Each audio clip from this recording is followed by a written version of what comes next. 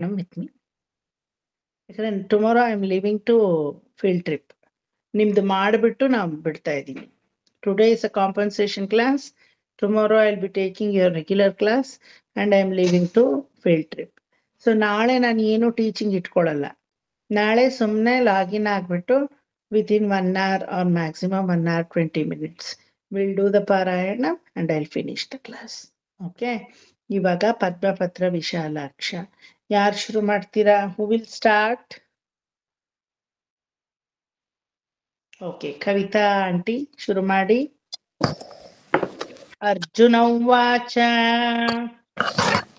ಅರ್ಜುನ ಉವಾಚ ಅರ್ಜುನ ಉವಾಚ ಪದ್ಮಪತ್ರ ವಿಶಾಲಾಕ್ಷ ಪದ್ಮಪತ್ರ ವಿಶಾಲಾಕ್ಷ ಪದ್ಮಪತ್ರ ವಿಶಾಲಾಕ್ಷ ಪದ್ಮನಾಭಸುರೋತ್ತಮ ಪದ್ಮನಾಭ ಸುರೋತ್ತಮ ಪದ್ಮನಾಭ ಸುರೋತ್ತಮ.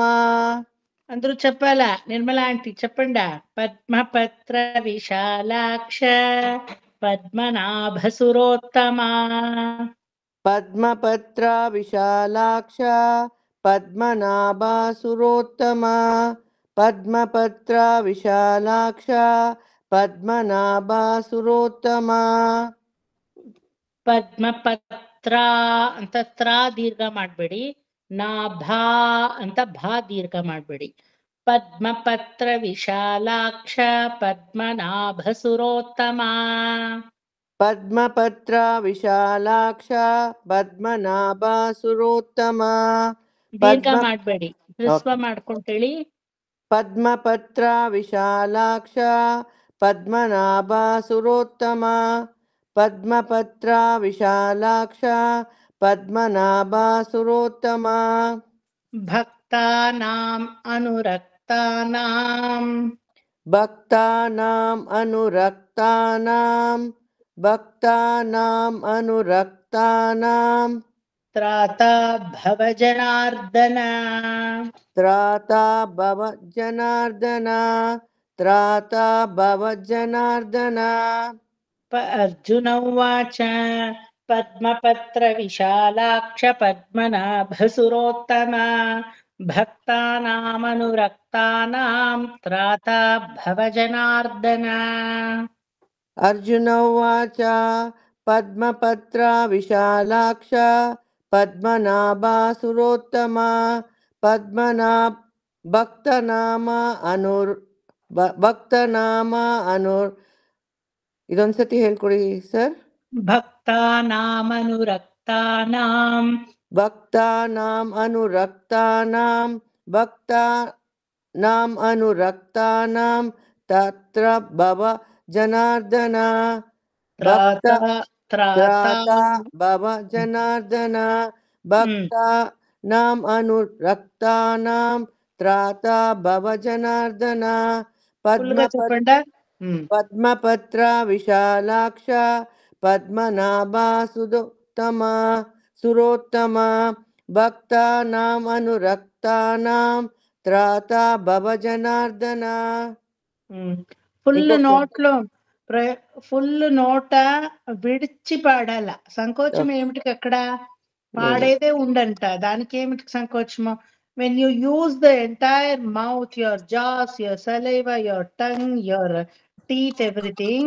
ಮದುವೆ ಮನೇಲಿ ನೋಡಿ ಮಾಮೀರು ಎಷ್ಟು ಚೆನ್ನಾಗಿ ಮಾತಾಡ್ತಾರೆ ಅಲ್ವಾ? My god, can you stop them? ಏನಾದ್ರೂ ಸಂಕೋಚ ಇದೆಯಾ ಅವ್ರಿಗೆ? Complete energy they'll put and speak. ಕೇಳಿಸ್ದೇ ಇರೋವಾಗ್ಲೂ ಆ ಮೇಳದಲ್ಲೂ ಇವ್ರ ವಾಯ್ಸ್ ಕೇಳಿಸ್ಬೇಕು, ಆ ತರ ಮಾತಾಡ್ತಾರೆ ಅಲ್ವಾ?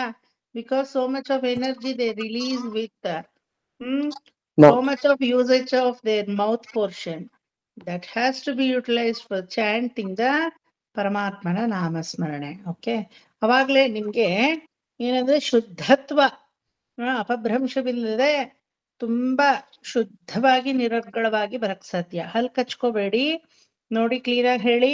ಅರ್ಜುನ ಉವಾಚ ಪದ್ಮಪತ್ರ ವಿಶಾಲಾಕ್ಷ ಪದ್ಮನಾಭಸುರೋತ್ತಮ ಭಕ್ತಾನಾಮನುರಕ್ತಾನಾಂ ತ್ರಾತಾ ಭವ ಜನಾರ್ದನ.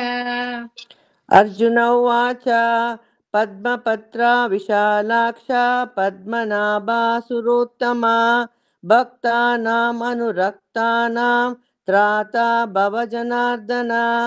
అర్జున ఉవాచ పద్మపత్రా విశాలాక్షా పద్మనాభా సురోత్తమా భక్తానాం అనురక్తానాం త్రాతా భవ జనార్దన. श्रीभगवानुवाच श्रीभगवानुवाच यो मां श्रीभगवानुवाच यो मां नाम सहस्रेण यो मानां सहस्रेण यो मानां सहस्रेण ಸರಿಯಾಗಿ ಕೇಳಿಸ್ಕೊಳ್ಳಿ. ಯೋ ಮಾಂ ನಾಮ ಸಹಸ್ರೇಣ, ಒಂದು ಮಾ ಬಿಟ್ರಿ ಮಧ್ಯದಲ್ಲಿ ಹೇಳ್ಬೇಕದು. ಯೋ ಮಾಂ ನಾಮ ಸಹಸ್ರೇಣ यो मानां यो मा ಯೋ मां नाम सहस्रेण यो मानां सहस्रेण. సరిగా ఇనండ, చెప్పొద్దండ, ఇనండ అంతంతే చెప్పండ. యో यो మాం, मां అది ఫినిష్ చేయాల మాం కరెక్ట్ గా. యో यो మాం मां నామ नाम సహస్రేణ. सहस्रेण ఇప్పుడు यो మూడు భాగాలు చేర్చి చెప్పాల. यो ఇనండ. मा యో మాం, మా नाम కాదు, యో మాం నామ సహస్రేణ यो मा नाम यो मा मां स नाम सहस्रेण यो मा मां नाम सहस्रेण. యో మాం కాదు, యో మాం అంతే. యో यो మాం मां यो मां नाम सहस्रेण यो मां नाम सहस्रेण. స్తోతుమిచ్చతి పాండవ. स्तोतु मिच्छ मी और मु మీతోనే ఉండేదే. करेक्ट. स्तोतु मिच्छति पांडवा स्तोतు మిచ్చతి పాండవా. అక్కడ కూడా అందరూ కొంచెం కామన్ గా పాండవః అని చెప్పిస్తారు. No, it has to only be పాండవ. పాండవ ఓన్లీ, బికాస్ పాండవః అని పుల్లింగ పదాలు లేదు. పాండవ ఇట్ సెల్ఫ్ ప్లూరల్ విత్ పుల్లింగ పద. వహ చేయకూడదు, అక్కడ తప్పైపోతుంది. మీరు చేయలేదు, కామన్ గా అందరూ చేసి చెప్తా ఉండా నేను. ఓకే. यो मां नाम सहस्रेण स्तोतुमिच्छति पाण्डव. यो मां नाम सहस्रेण स्तोतुमिच्छति पाण्डवा. यो मां नाम सहस्रेण स्तोतुमिच्छति पाण्डवा. सोऽहमेकेन श्लोकेन सोऽहमेकेन शोकेन श्लोकेन शोकेन काదు श्लोकेन सोममेकेन श्लोकेन सोऽहमेकेन श्लोकेन सोऽहमेकेन श्लोकेन स्तुत एव न संशयः. स्तुत एव न संशयः. स्तुत एव न संशयः. यो मां नाम सहस्रेण स्तोतुमिच्छति पाण्डव सोऽहमेकेन श्लोकेन स्तुत एव न संशयः. यो मां नाम सहस्रेण स्तोतुमिच्छति पाण्डवा सोऽहमेकेन श्लोकेन स्तुतु येन एव न संशयः. यो मां नाम सहस्रेण स्तोतुमिच्छति पाण्डवा सोऽहमेकेन श्लोकेन स्तुत एव न संशयः. स्तुत एव न संशय. ओं नम इति.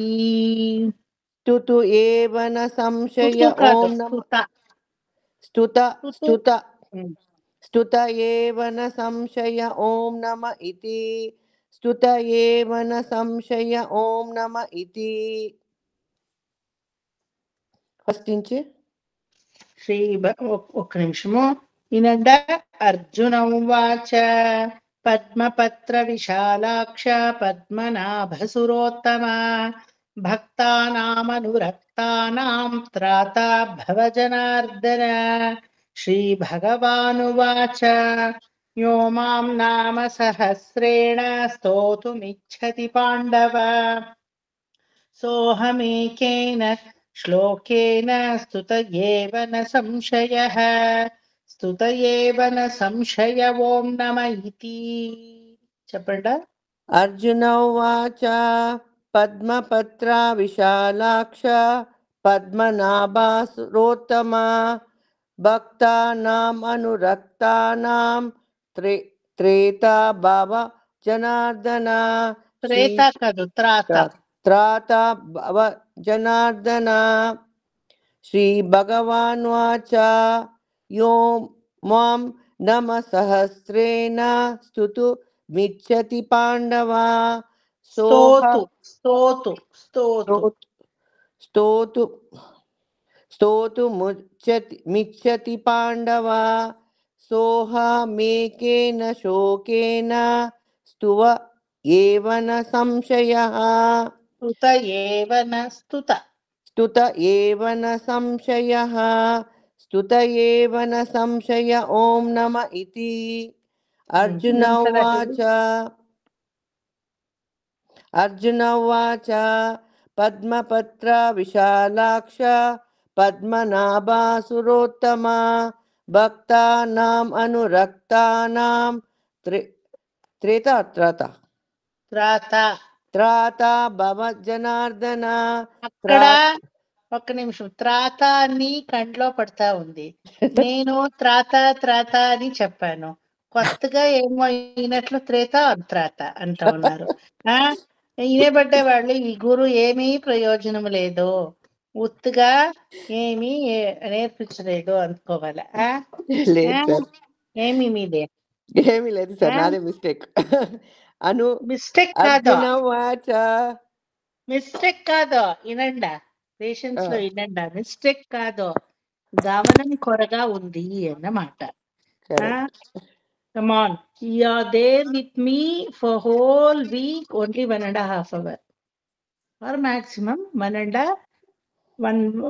hour 45 minutes, maximum 2 hours పెట్టుకోండి. ఏమి ఇప్పుడు అది కరెక్ట్ గా you have to give up your self.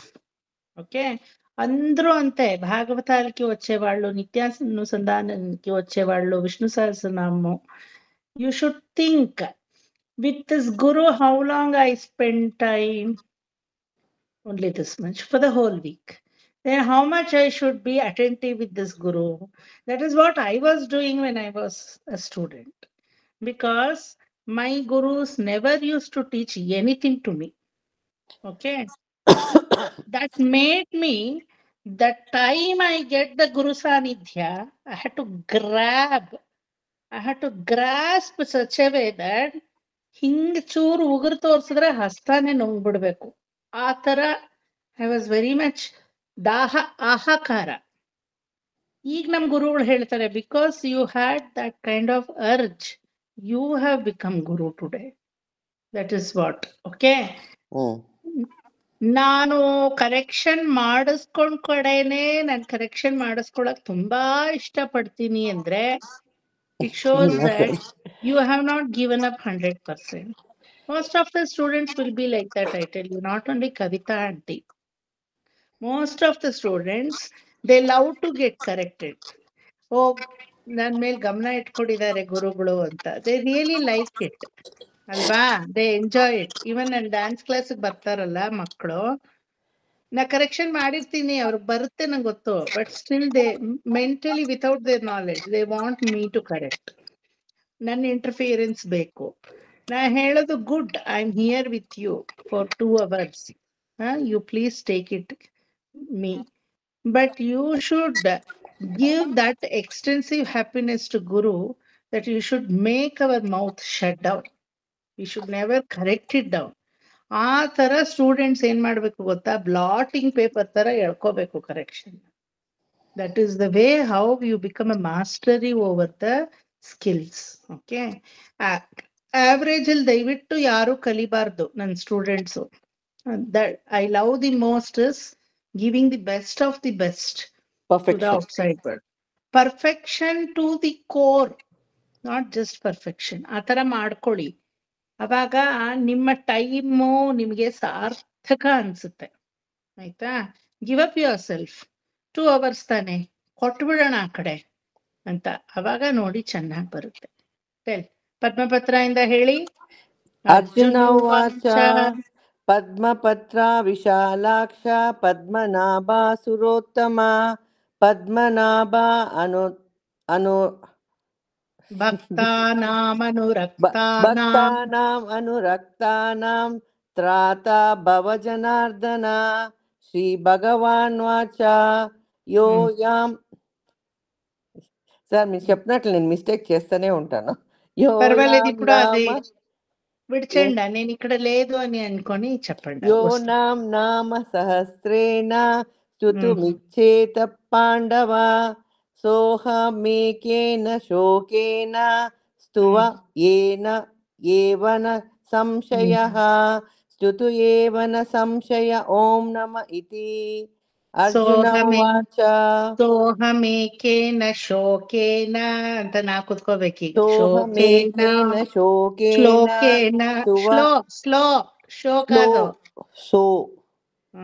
ಶೋಕಾದು slow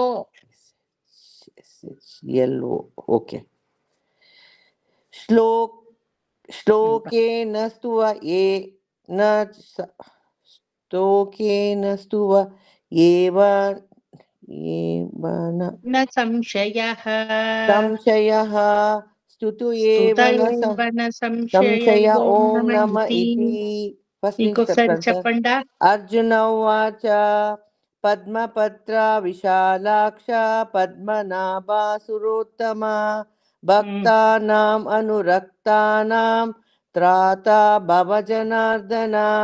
Shri భగవాన్ వాచ యోయాం నామ సహస్రేణ స్తోతుమిచ్చేత పాండవ సోహమేకేన శోకేన స్తువ ఏవన సంశయ ఓం నమ ఇతి. I'm just imagining if Kavita Mami sings the whole Vishnu Sahasranama, నేనే నేర్పించానా లేకపోతే ఇంకెవరైనా నేర్పించారా? నా క్లాస్ కే మీరు వస్తారా లేకపోతే ఎక్కడ పోతారు విష్ణు సహస్రనామానికి? మేము మా కజిన్స్ కూర్చొని దీన్ని చదువుతా ఉన్నాడు, అంటే నా డాటర్ ఇన్ లాస్ చదువుతా ఉన్నాడు. వాళ్ళు నాకు కరెక్షన్స్ ఇస్తారు. యాకి యా చెప్పేసింటాను, యాకి ఏ చెప్పేసింటాను. కరెక్ట్ చేసుకోవాలా? కరెక్ట్ చేసుకుంటా ఉన్నాను. మీది ప్రాబ్లం కవిత గారు, మీది ఏమంటే నాకు రాదు అని మైండ్ సెటప్ లో మీరు వస్తారు. నాకు వస్తుంది ఈనాడు అని మైండ్ సెటప్ లో రాండ, ఖండితంగా వస్తుంది. చూడండి, ఎప్పుడు మీరు తప్పు చేయరు. ఒక్కసారి కరెక్ట్ గా వస్తుంది, ఓ పర్వాలేదే కరెక్ట్ గా వచ్చిందే అనేటప్పుడు తప్పు చేస్తారు. మరి తప్పే చేసేది వీళ్ళు అని అనుకుని ఉంటాను, కరెక్ట్ గా చెప్పిస్తారు. మళ్ళీ తప్పే చేస్తారో ఏమో అనుకుంటే కరెక్ట్ గా చెప్తారు. మళ్ళీ ఓ పర్వాలేదే 2 కితాలు కరెక్ట్ గా వచ్చేది, ఇప్పుడు కరెక్ట్ గానే చెప్తారు అనేటప్పుడు తప్పు చేస్తారు. అది ఏమిటంటే ల్యాక్ ఆఫ్ కాన్ఫిడెన్స్. మీరు తప్పు చేయలేదు, మీలో అది చేపిస్తుంది ఏమిటంటే ఓ రాదో ఏమో, అది తీసిపెట్టండి. వస్తుందో లేదో నాకు తెలియదు, సంపూర్ణంగా విష్ణు సహస్రనామానికి నేను కూకోవాలా చదవాలా అంటే అంత పెట్టుకోండి మైండ్ లో. ఓకే, అది వస్తుందో లేదో ఏమైనా కానీ the process of getting in to Vishnu Sahasranamam ఆనందదాయకంగా ఉంది. నేను దాంట్లో ఉంటాను. అది మీకు తెలియకుండానే అది వచ్చేస్తుంది. చాలా ఇన్వాల్వ్ అయ్యి చాలా దాంట్లో ಇದು ತಲೆ ಹಾಕೊಂಡು ಹೊಡೆದು ಅದನ್ನೇ ನಾನು ಮಾಡ್ತೀನಿ ಅಂದ್ರೆ you can't. Just make it very relax. ఉచ్ఛ్వాసం ప్రశ్వాసం లాగా అది మీకు వచ్చేస్తుంది. Try to make that habit. Okay, okay sir. లేకపోతే ఈ క్లాస్ అంతా మీకు రిలాక్సేషన్ మీరు వచ్చేది. ఇక్కడ వచ్చి కూడా తలనొప్పిగా ఉంటే ఏమిటికి రావాలా కదా, అనిపిస్తుంది కదా, అయ్యో సార్ ఇంత స్ట్రిక్ట్ చేసి ఇంత ఇంత ఇంత చెప్పాలా అని తలనొప్పి అయితే ఏమిటికి రావాలా మీ క్లాస్కి? రావడం అక్కర్లేదు కదా. If you're coming for the relaxation. But give up yourself. 100% మిమ్మల్ని ఇయ్యండి ఆ ప్రాసెస్కి. మరి రిలాక్స్డ్గా ఉండండి. Don't have that constraint. మీరు చెప్పేటప్పుడే నాకు రాదు అని మనసులో పెట్టుకుంటే అది రాదు. ఎటులనా రాని, నేను చెప్పాలా అలా చెప్పండి, వస్తుంది. ఇంకొకసారి పద్మపత్ర చెప్పండా. అర్జున ఉవాచ. అర్జున ఉవాచ పద్మపత్ర విశాలాక్ష పద్మనాభాసురోత్తమ భక్తానామనురక్తానాం త్రాతా భవ జనార్దన. శ్రీ భగవాన్ వాచ యోయాం నామ సహస్రేణ యో మాం నామ సహస్రేణ స్తుతుమిచ్చతి పాండవ స్తోతుమిచ్చతి పాండవ సోహామేకేన శోకేన లోకేన శ్లోకేన స్తువ ఏవ సంశయః స్తుత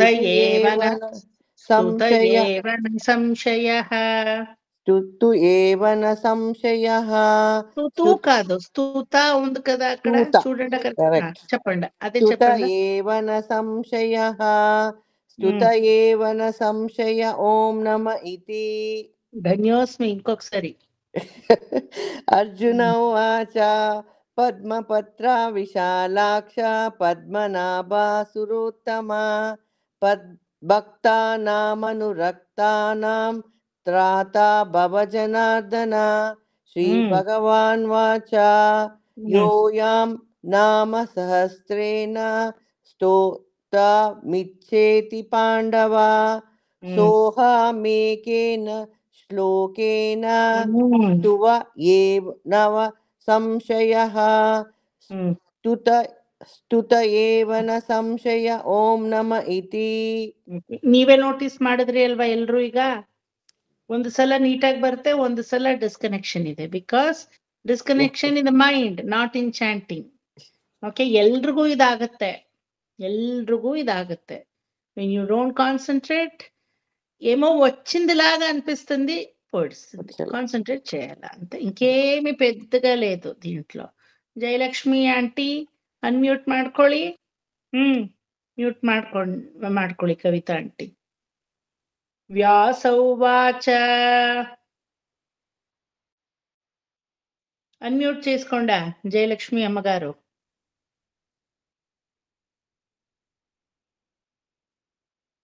అంత మాటలు వింటే ఈయనకి నాకి మీరు అన్మ్యూట్ చేసుకోవాలి, అప్పుడే వినబడ్డేది. రాదా అన్మ్యూట్?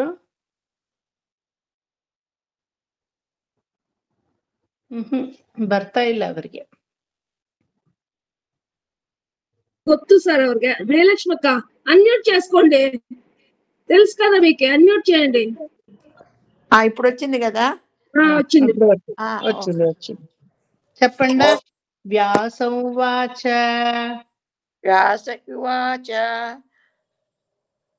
ఇంకొకసారి.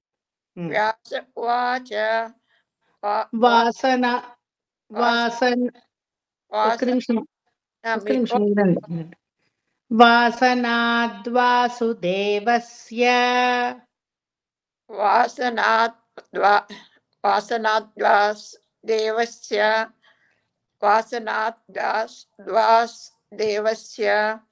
చూడండి, క్లీన్ గా చెప్పండి, వినండి. వాసనాత్ ప్లస్ వాసుదేవస్య, అది వాసనాద్ వాసుదేవస్య. వాసనాత్ వాసుదేవస్య. గుడ్. వాసుదేవస్య వాసితం భువనత్రయం. వాసితం భువనత్రయం ఉమ్, సార్ వాసితం. ఇక్కడ వాసితం జగత్రయం అని ఉంది సార్. తెలుసు నాకి. వాసితం తే జగత్రయం అని నేను తప్పలేదు. మరి చాంట్ చేసేటప్పుడు వాసితం భువనత్రయం, అక్కడ వాసితం తే జగత్రయం అనేది ఒక్కొక్కసారి ఉండదు. ఒక్కొక్క బుక్ లో వాసితం భువనత్రయం, భువనత్రయం జగతత్రయం రెండు ఒకటే.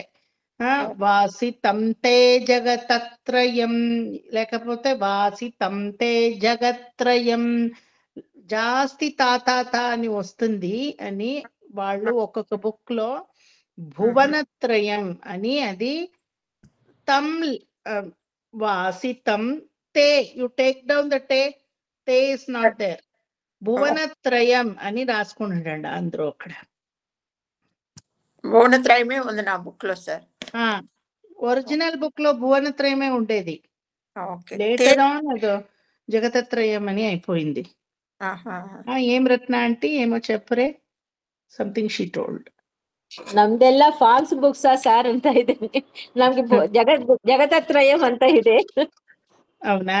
అది ఫాల్స్ కరెక్ట్ పుస్తకం కాదు. ఏమైతుంది మా సనాతన ధర్మంలో ఏమైంది అంటే ఎవ్రీ 400 years ఒక లిపి వస్తుంది. ఎవ్రీ 400 years కి ఒక లిపి వస్తే ఎవ్రీ 200 years కి ఎడిషన్స్ అని వస్తుంది. ఎడిషన్స్ అని ఇప్పుడు నేను రెఫర్ చేస్తాను కదా, భాగవత పుస్తకము, భారత దర్శన ప్రకాశన పుస్తకము, అది మా తాతగారు పెట్టిండే ఎడిషన్ నా దగ్గర ఉంది. నేను చెప్పిస్తా ఉండేది నేను తీసుకునే ఎడిషన్. ఇప్పుడు వేదాంత బుక్ హౌస్ లో వేరే ఎడిషన్ వస్తా ఉంది. దాంట్లో ఎన్నో చాప్టర్స్ మార్చిపోయాయి. ఒక్కొక్క చాప్టర్స్ వారు డిలీట్ చేశారు. లేదు అక్కడ లేదు అన్నకి చెప్పేకయ్యలేదు. 2 చాప్టర్స్ ఒకటి చేసి ఒకే హెడ్డింగ్ లో పెట్టారు. అలా కూడా ఉంది. అలా పుస్తకం గురించి పుస్తకము మార్చుతా ఉంటుంది. అది లాంగ్వేజ్ కు ఉండే స్వభావము, పుస్తకానికి ఉండే స్వభావము కొంచెం ఇంచుమించుగా ఉండేటప్పుడు అది కరెక్ట్ చేసుకోవాలి. ఏది స్టాండర్డ్ అంటే మీరు పెట్టుకోండి మీ స్టాండర్డ్, నా పెట్టుకోండి నెక్స్ట్ స్టాండర్డ్, అంతే. అదేమి ఇది మీరు పెట్టుకోండి చెడిగా ఉంది అని ఏమి లేదు. ఈవెన్ నిత్యానుసంధానంలో అలా అయిపోతుంది. నేను ఇప్పుడు మీకు నిత్యానుసంధానం నేర్చేటప్పుడు ఎన్నో కరెక్షన్స్ లో నడమ ఉంటాయి. మీరు చేసుకో వస్తుంది అక్కడ. ఏమిటంటే ఆ తమిళకి ఇప్పుడు ఉండే తమిళకి దాంట్లో తెలుగు వర్షన్ కి కన్నడ వర్షన్ కి ఎన్నో అలా ఇబ్బందులు ఉంటుంది. But nothing is wrong. You have a text that you keep it, అంతే. ఓకే, ఇది లాంగ్వేజ్ లోనూ అవుతుంది. 400 ವರ್ಷం ముందు పలికే తెలుగు పలికే కన్నడ ఇప్పుడు ఎవరు పలుకురు. పలుకుతారా? పలికించితే అర్థము ఎవరికూ అయ్యలేదు అల్వా? అదే ತರ every language it will be keep differing from 400 years to 400 years. అలాగే 200 years కి బుక్ మార్చుతుంది. ఏది స్టాండర్డ్ అని పెట్టుకునేది? ఏది ఉందో అదే స్టాండర్డ్, అంతే. ఓకే, చెప్పండా? వాసనాద్వాసుదేవ ఎవరో సార్ అన్నారే, మీరే అన్నారా? ఓకే. వాసనాద్వాసుదేవస్య వాసితం భువనత్రయం. వాసనాద్వాసుదేవస్య వాసితం భువనత్రయం. వాసితం సర్వభూత వాసనాత్ వాసుదేవస్య వాసితం తే భువనత్రయం. తే వద్దు ఆంటీ, తే వద్దు, వాసితం భువనత్రయం చెప్పండా? వాసితం భువనత్రయం. వాసితం భువనత్రయం. ఇంకొకసారి చెప్పండి. వాసనాత్ వాసుదేవస్య వాసితం భువనత్రయం. గుడ్. సర్వభూత నివాసోసి. సర్వభూత నివాసోపి. నివాసోసి. సి ఆ, పి ఉంది నా దగ్గర. ఓకే సరే సి చేసుకోండి అది. Okay C.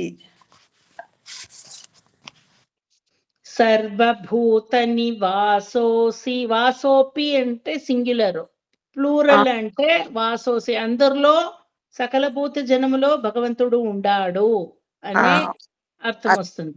Okay okay. సర్వభూత నివాసోసి వాసుదేవ నమోస్తుతే. గుడ్. వాసుదేవ నమోస్తుతే. శ్రీ వాసుదేవ నమోస్తుత. ఓం నమ ఇతి. సర్వభూత నివాసోసి వాసుదేవ నమోస్తుతే. శ్రీ దేవ నమోస్తుతే. ఓం నమ ఇతి. పార్వతి వాచ. వద్దు ఇదే. వ్యాసౌవాచ వాసనాద్వాసుదేవస్య వాసితం భువనత్రయం సర్వభూత నివాసోసి వాసుదేవ నమోస్తుతే. శ్రీ వాసుదేవ నమోస్తుత. ఓం నమ ఇతి. చెప్పండి. వ్యాస వాచ వాసుదేవస్య వాసితం భువన సర్వభూత నివాసోసి వాసుదేవ నమోస్తుతే. శ్రీ వాసుదేవ నమోస్తుతే. ఓం నమ ఇతి. ఇంకొకసారి చెప్పండి. వ్యాస వాచ వాసుదేవస్య వాసితం భువనత్రయం భూత నివాసోసి వాసుదేవ నమోస్తుతే. శ్రీ వాసుదేవ నమోస్తుతే. ఓం నమ ఇతి. గుడ్. మ్యూట్ చేసుకోండా నిర్మలా ఆంటీ. ఈ రేంజ్ లో పోతే గడ్డెక్కేది కాదు. ముందరు కరెక్ట్ గా అక్కడి నుంచి ఇక్కడ చెప్పించుకొని రాండా. ముందరకు పోద్దాము. అర్జున ఉవాచ పద్మపత్ర విశాలాక్ష పద్మనాభసురోత్తమ భక్తానామనురక్తానాం త్రాతా భవజనార్దన. శ్రీ భగవానువాచ యో మాం నామ సహస్రేణ స్తోతుమిచ్చతి పాండవ సోహమేకేన శ్లోకేన స్తుత ఏవ న సంశయ. ఓం నమ ఇతి. వ్యాసౌవాచ వాసనాద్వాసుదేవస్య వాసితం భువనత్రయం సర్వభూత నివాసోసి వాసుదేవ నమోస్తుతే. శ్రీ వాసుదేవ నమోస్తుత. ఓం నమ ఇతి. Everybody follow Nirmala aunty. చెప్పండి నిర్మలా ఆంటీ. అర్జున ఉవాచ పద్మపత్ర విశాలాక్ష పద్మనాభసురోత్తమ భక్తానామనురక్తానాం త్రాతా భవజనార్దన. శ్రీ భగవానువాచ యో నామ సహస్రేణ స్తోతుమిచ్చతి పాండవ సోహమేకేన శ్లోకేన స్తుత ఏవ న సంశయ. ఓం నమ ఇతి. వ్యాస ఉవాచ వాసుదేవస్య వాసితం భువనత్రయం సర్వభూత నివాసోసి వాసుదేవ నమోస్తుతే. శ్రీ వాసుదేవ నమోస్తుత. ఓం నమ ఇతి. అర్జున ఉవాచ పద్మపత్ర విశాలాక్ష పద్మనాభసురోత్తమ భక్తానామనురక్తానాం త్రాతా భవజనార్దన. శ్రీ భగవానువాచ యో నామ సహస్రేణ స్తోతుమిచ్చతి పాండవ సోహమేకేన శ్లోకేన స్తుత ఏవ న సంశయ. ఓం నమ ఇతి. వ్యాస ఉవాచ వాసుదేవస్య వాసితం భువనత్రయం సర్వభూత నివాసోసి వాసుదేవ నమోస్తుతే. శ్రీ వాసుదేవ నమోస్తుత. ఓం నమ ఇతి. నిర్మలా ఆంటీ మీరు 2 కితాలు లాగిన్ చేశారా? 2 బాక్స్ లో మీ పేరు వస్తా ఉంది. సౌండ్ వస్తా ఉంది సార్. ఆఫ్ చేసి ఆన్ చేసుకోండా, ఒకసారి ఎగ్జిట్ అవ్వండా. ఇంకొకలోనూ ఉన్నారు మీరు. You are there in one more ಅಲ್ವಾ ನೋಡಿ. She is there in 2 units. How come? ಹೌದು ಸರ್, ಹೌದು. ಅದಕ್ಕೆ ಅದು ರೀಸೌಂಡ್ ಬರ್ತಾ ಇದೆ, ಡಬಲ್ ಆಗಿ ಬರ್ತಾ ಇದೆ ಅವ್ರು. మీరు ఇప్పుడు ఒక్కటైంది. యా, ఇప్పుడు సరిపోయింది. యా. పార్వత్యువాచ, చెప్పండి నిర్మల ఆంటీ. పార్వత్యువాచ కేనోపాయేన లఘునా केनोपायेन लघुना केनोपायेन लघुना విష్ణోర్నామ సహస్రకం विष्णोर्नाम सहस्रकम् विष्णोर्नाम सहस्रकम् పఠ్యతే పండితైర్నిత్యం पठ्यते पण्डितैर्नित्यम् पठ्यते पण्डितैर्नित्यम् శ్రోతుమిచ్ఛామ్యహం ప్రభో. श्रोतुमिच्छाम्यहं प्रभो श्रोतुमिच्छाम्यहं प्रभो. ఇది విష్ణోర్నామ సహస్రకం అయిన తర్వాత క్వశ్చన్ మార్క్ వేసుకోండి అక్కడ. కేనోపాయేన లఘున.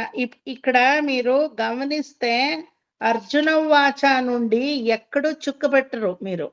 Okay, you don't have dots anywhere from Arjuna Vacha because it is Arjuna's statement which doesn't have punctuations. No, the voice modulation undado. Bhagavantana statement ಅಲ್ಲಿ ಎಲ್ಲೂ ವಾಯ್ಸ್ ಮಾಡ್ಯುಲೇಷನ್ ಇಲ್ಲ. ವ್ಯಾಸನ ಸ್ಟೇಟ್ಮೆಂಟ್ ಭಗವಂತನ ಮೇಲೆ. ಪಾರ್ವತಿ ಕೇಳೋದು ಕ್ವೆಶ್ಚನ್ನ, ಕೇನ ಉಪಾಯೇನ ಲಘುನ, I need a solution. For whom they doesn't even know Vishnu Sahasranama, any one Nama as such, which is equal to that of Vishnu Sahasranama. Anta kelodu. So, kenopayena laghuna Vishnor Nama Sahasrakam. Akkada question mark ravala. పఠ్యతే పండితైర్నిత్యం శ్రోతుమిచ్ఛామ్యహం ప్రభో. అక్కడ last లో exclamatory mark ఉండాలి. రాసుకోండి. Exclamatory mark అంటే ఒక gear, దాని కింద చుక్క. ఓకే, చెప్పండి.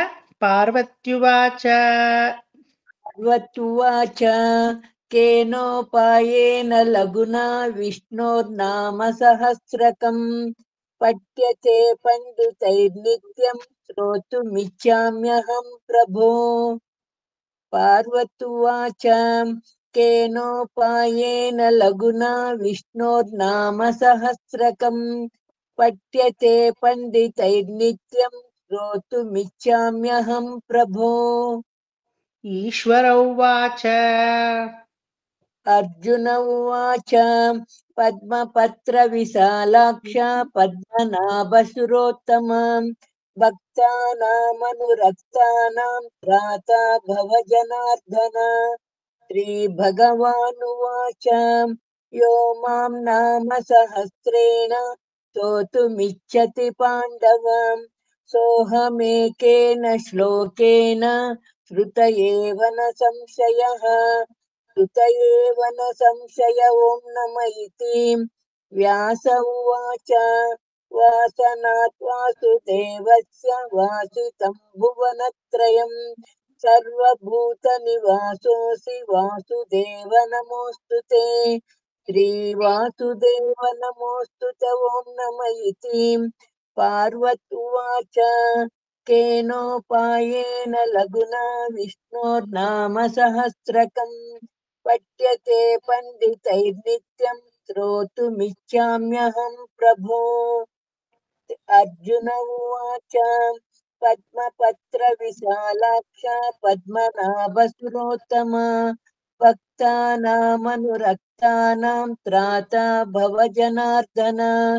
श्रीभगवानुवाच यो मां नाम सहस्रेण स्तोतुमिच्छति पाण्डव सोऽहमेकेन श्लोकेन स्तुत एव न संशयः स्तुत एव न संशय ॐ नम इति व्यास उवाच वासनात् वासुदेवस्य वासितं भुवनत्रयम् सर्वभूतनिवासोऽसि वासुदेव नमोऽस्तु ते श्रीवासुदेव नमोऽस्तु ते ॐ नम इति पार्वत्युवाच केनोपायेन लघुना विष्णोर्नाम सहस्रकम् पठ्यते पण्डितैर्नित्यं श्रोतुमिच्छाम्यहं प्रभो ఈశ్వర ఉవాచ శ్రీరామ ईश्वर రామ హా, ఇది తెలుసు కదా. శ్రీరామ రామ రామేతి రమే రామే మనోరమే సహస్రనామ తత్తుల్యం రామ నామ వరాననే. श्रीराम राम रामेति रमे रामे मनोरमे सहस्रनाम तत्तुल्यं राम नाम वरानने श्रीराम राम रामेति रमे रामे मनोरमे सहस्रनाम तत्तुल्यं राम नामं वरानने శ్రీరామ నామ వరానన ఓం నమ ఇతి. राम नाम वरानन ओम नम इति श्रीराम नाम वरानन ओम नम इति ఇక్కడ కూడా రామనామమైనది సహస్రనామానికి తత్తుల్యముగా సమంగా ఉందే కాబట్టి ఇంకేది నామము సమం కాదు అన్నమాట. సో శ్రీరామ అని ఒక్కసారి చెప్తే ఆ ఒక్క రామనామమే, ఆ రామ అనేదే ఒకటే సహస్రనామానికి ఇది తుల్యముగా మీన్స్ సమానమై ఉంది అన్నమాట. ఓకే. బ్రహ్మోవాచ నమోస్త్వనంతాయ సహస్రమూర్తయే. ब्रह्म उवाच नमोऽस्त्वनन्ताय सहस्रमूर्तये नमोऽस्त्वनन्ताय सहस्रमूर्तये నమోస్తు ప్లస్ అనంతాయ ప్లస్ సహస్రమూర్తయే. నమోస్త్వనంతాయ సహస్రమూర్తయే సహస్రపాదాక్షి శిరోరుబాహవే. ब्रह्म उवाच नमोऽस्त्वनन्ताय सहस्रमूर्तये सहस्रपादाक्षि शिरोरुबाहवे नमोऽस्त्वनन्ताय सहस्रमूर्तये सहस्रपादाक्षि शिरोरुबाहवे సహస్రపాదాక్షి శిరోరుబాహవే. అది మిక్స్ చేసి చెప్పేటప్పుడు शिरोरुबाहवे అలా వస్తుంది. सहस्रपादाक्षि शिरोरुबाहवे కరెక్ట్ గా ఇంకా విడిపించాల. సహస్రపాదాక్షి శిరోరుబాహవే. सहस्रपादाक्षि शिरोरुबाहवे सहस्रपादाक्षि शिरोरुबाहवे అది ఇది బ్రేక్ తీసుకోకుండా ఇప్పుడు చెప్పాలా. సహస్రపాదాక్షి శిరోరుబాహవే. सहस्रपादाक्षि शिरोरुबाहवे सहस्रपादाक्षि शिरोरुबाहवे సహస్రనామ్నే పురుషాయ శాశ్వతే. सहस्रनाम्ने पुरुषाय शाश्वते सहस्रनाम्ने पुरुषाय शाश्वते సహస్రకోటియుగధారిణే నమః. सहस्रकोटियुगधारिणे नमः सहस्रकोटियुगधारिणे नमः సహస్రకోటియుగధారిణే నమ ఓం నమ ఇతి. सहस्रकोटियुगधारिणे ॐ नम इति सहस्रकोटियुगधारिणे ॐ नम इति సహస్రకోటియుగధారిణే నమ ఓం నమ ఇతి. ನಮ ನನ್ನಲ್ಲಿ ಇಲ್ಲ ಅದಕ್ಕೆ ಹೇಳಿಲ್ಲ ಸರ್ ಬರ್ಕೊಳ್ಳಿ. सहस्रकोटियुगधारिणे नम ओम नम इति Correct. सहस्रकोटियुगधारिणे नम ओम नम इति ब्रह्मोवाच नमोऽस्त्वनन्ताय सहस्रमूर्तये सहस्रपादाक्षिशिरोरुबाहवे सहस्रनाम्ने पुरुषाय शाश्वते सहस्रकोटियुगधारिणे नमः सहस्रकोटियुगधारिणे नम ॐ नम इति। ब्रह्म उवाच नमोऽस्त्वनन्ताय सहस्रमूर्तये सहस्रपादाक्षिशिरोरुबाहवे सहस्रनाम्ने पुरुषाय शाश्वते सहस्रकोटियुगधारिणे नमः सहस्रकोटियुगधारिणे नम ॐ नम इति। ब्रह्म उवाच नमोऽस्त्वनन्ताय सहस्रमूर्तये सहस्रपादाक्षिशिरोरुबाहवे सहस्रनाम्ने पुरुषाय शाश्वते सहस्रकोटियुगधारिणे नमः सहस्रकोटियुगधारिणे नम ॐ नम इति। జయలక్ష్మి గారు చెప్పాలా, ఊరికే కుక్కుడున్నారే, చెప్పాలా వాళ్ళ జొతులోనే. ఓకే. सहस्रकोटियुगधारिणे नम ओं नम इति। नेक्स्ट राधा राधामामी సంజయ ఉవాచ. సార్ ఒక నిమిషము. ఇది శ్రీరామ రామేతి ఉంది కదా, అది 3 times చెప్పాలా అని చెప్పిండారు మీరు లాస్ట్ అది చెప్పినప్పుడు. యాక్చువల్ గా 10 times చెప్పాలా, 3 times లేకపోతే 10 times, టైం ఎలా ఉంటుందో అలా. ఓకే. ఆమెకి సంజయ వాచ 2 times 2 times. ఓకే. ఇది శ్రీరామ రామ మరియు వనమాలి గదీశానికి అక్కడ ఇతీదం కీర్తనీయస్యకి ముందు వస్తుంది కదా వనమాలి గదీశానికి, అది కూడా 10 times చెప్పాలా లేకపోతే 3 times, టైం ఎలా ఉంటుందో అలా. యూజువల్ గా ఎవరు 10 times చెప్పరు. మరి నేను చెప్పిండాను తెలుసా, ఒక్క వారం మీకు రివిజన్ తీసుకుంటాను అని, అప్పుడు ఒక్క వారము కూడా 10 times చెప్పాలా మీరు, నో 3 times. ఓకే. అది కరెక్ట్ గా చెప్పాలంటే 10 times చెప్పాలా. 10 అవతారాలకి అని ఒక్క మాట. ఇంకొకటి మాలో పంచ కర్మేంద్రియాలు జ్ఞానేంద్రియాలు అది 10, దాంట్లో నేను నిన్ను పూజ అర్చనం చేస్తాను అన్నమాట. మరి 20 అని తీసుకుంటే ఇది శ్రీరామ రామ రామేతి 10, ఇతీదం ఐ మీన్ వనమాలి గదీశానికి 10, 10 + 10 20 ఆయా. ఇక్కడ సంజయ వాచ 2 22 ఆయా. కొనేలి ఆర్తావిషణ్ణ అండ్ కాయేన వాచ అది 2 24. మీరు భాగవతములో 24 తత్వాలు చతుశ్లోకి భాగవతానికి ముందు నేర్చుకుంటారు కదా, ఆ 24 తత్వము ఇక్కడ బయటకు వస్తుంది మనకి. ఆ 24 ఇది తత్వాలతో హే భగవంతుడా నిన్ను నేను అర్చనం చేస్తాను అని, దానికి ఫలశ్రుతి టైంలోనే ఆ 24 తత్వాలు మీకు వచ్చేది. అదే ఆ 24 గుర్తు. లేకపోతే యూ కెన్ మేక్ ఇట్ 3 + 3 + 2 + 2. 3 + 3 + 2 + 2 ఎంత అవుతుంది? 6 + 10 అవుతుంది. అది కూడా 10 అవుతుంది. ఓకే. సో అలాగే, so whenever you are chanting at your home, have that count. Either you have to tell 3 times or 10 times, but make it a habit to tell 10 times. 3 times చెప్పిన వాళ్ళకి 10 times చెప్పేకి ఎంత time అవుతుంది? ఇంకో 1 minute extra అంతే కదా. So make it a habit. Radha గారు సంజయ ఉవాచ. సంజయ ఉవాచ సంజయ ఉవాచ యత్ర యోగేశ్వర కృష్ణో యత్ర యోగేశ్వర కృష్ణో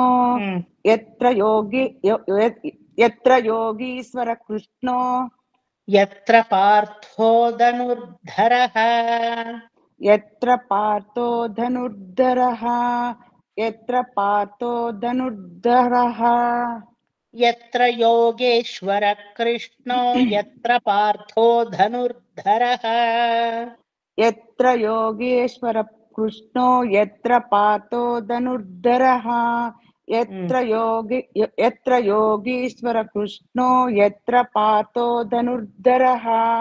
యోగీశ్వర కాదు, యోగేశ్వర. ಗಿ ಇದೆ ಸರ್ ಅಲ್ಲಿ. Okay sir. ಗೇ ಮಾಡ್ಕೊಳ್ಳಿ. ಅದು ಯೋಗೆ. ಎಲ್ಲಿ ಯೋಗೇಶ್ವರನಾದ ಕೃಷ್ಣ ಇರ್ತಾನೋ, ಎಲ್ಲಿ ಪಾರ್ಥ ಧನುರ್ಧರ ಅಂದ್ರೆ ಗಾಂಡೀವಿಯಾದಂತಹ క్షత్రియನಾದಂತಹ పార్థ ఇర్తానో, ఎక్కడ బ్రాహ్మణ సమూహము అంటే క్యాస్ట్ కాదు, వేదాన్ని సంరక్షించే వాళ్ళు ఉంటారో, ఎక్కడ క్షత్రియ సమూహము అంటే క్యాస్ట్ మరి కాదు, ధర్మాన్ని మరి విజయాన్ని మరి దేశాన్ని సంరక్షించే వాళ్ళు ఉంటారో, వేదాన్ని దేశాన్ని ధర్మాన్ని మరి ప్రజలని అలా. ఓకే. ఎత్ర యోగేశ్వర కృష్ణ బ్రాహ్మణ సమూహము, వేదము, ధర్మము. ఎత్ర పార్థో ధనుర్ధర క్షత్రియ కులము మరి దేశము మరి సామ్రాజ్యము అలా. తత్ర శ్రీర్ విజయో భూతి, అక్కడ వ్యాపారమైన విజయాలు, వైశ్య కులము మరి వ్యాపారము మరి లౌకిక వ్యవహారము అదంతా తత్ర శ్రీర్ విజయోభూతి. ధ్రువా నీతిర్మతిర్మమ, శూద్రకులమైన చతుర్థ వర్ణము, అక్కడ అన్ని పనిలో అన్ని వ్యవహారాలు చాలా చక్కగా నిలబడతాయి. ఆల్ దీస్ 4 కేటగిరీస్ ఇక్కడ నుంచే మాకి తెలిపోతుంది, అది క్యాస్ట్ కాదు. ఓకే. బ్రాహ్మణ, క్షత్రియ, వైశ్య అండ్ శూద్ర. ఆల్ దీస్ 4 వర్గాలు ఏమి చెప్పబడుతుంది. అది మేల్నోటంలో ఇంకొక అర్థం ఉంది దీనికి. కృష్ణుడు మరి అర్జునుడు ఎక్కడ ఉంటారో అక్కడ ఎప్పుడూ జయమే, ఎప్పుడు ವಿಜಯಮೇ. ಸೋಲೆ ಇಲ್ಲ ಅಂತ ಒಂದರ್ಥ. ಉತ್ತರ ಕುಮಾರನ್ ಸೋಲ್ತಾರ ಅಲ್ಲ, ಇದು ರಿಯಲ್ ಗೆಲುವು. ಉತ್ತರ ಕುಮಾರ್ನ చెప్తాం కదా, ಯುದ್ಧಕ್ಕೆ ಹೋದ್ರೆ ಜಯ, ಆದ್ರೆ ಇದುವರೆಗೂ ಹೋಗಿಲ್ಲ. ప్రయోజనమేమి? యుద్ధಕ್ಕೆ పోతే జయమే ఉత్తర కుమారుంది, ఇప్పటి వరకు పోలేదు కదా. పోనా జయం, ఇదివరకు పోనదల్లే. What is the use then ಅಲ್ವಾ? ಆ ತರ ಇರ್ಕೊಡ್ದು. ಯುದ್ಧ ಅಂದ್ರೆ ಲೈಕ್ ಅರ್ಜುನ, ಧರ್ಮ ಸಂರಕ್ಷಣೆ ವೇದ ಸಂರಕ್ಷಣೆ ಅಂದ್ರೆ ಲೈಕ್ ಕೃಷ್ಣ, ವ್ಯವಹಾರ ಜ್ಞಾನ ಅಂದ್ರೆ ವಿಜಯಶ್ರೀ ಲೈಕ್ ವಿಜಯಶ್ರೀ.